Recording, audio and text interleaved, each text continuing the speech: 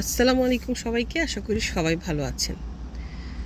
ধরেন সমাজে কোনো ঘটনা ঘটে গেল, আমরা একটা মতামত দিলাম, সেটা সোশ্যাল মিডিয়াতেই হোক বা পাবলিক প্ল্যাটফর্মে হোক। তখন দেখা যাবে যে দুটো দল বা তিনটে দল পাশাপাশি গড়ে উঠেছে এবং আপনার বিরুদ্ধে কথা বলছে কিংবা বোঝার চেষ্টা করছে আপনি কোন দলের হয়ে কথা বলছেন। ঠিক আছে, আমার কথা হচ্ছে যে আমি যদি একটা মত প্রকাশ করি সেটাতে কোনো দলের হতে হবে কেন? সেটা আমি আমার দল ছাড়া আমি কি এককভাবে কোনো কথা বলতে পারি না? আর যদি বলিও অনেক সময় দেখা যায় যে ও আসছে শখের মানে অ্যাক্টিভিস্ট আসছে, শখের অ্যাক্টিভিজম করার জন্য আসছে। কেন? আমরা তো মানবিক তাড়না থেকেও অনেক কিছু করতে পারি, তাই না? এই কথাটা আমরা আজকাল বুঝি না। মানবিক তাড়না আমাদের মধ্যে চলেই গেছে।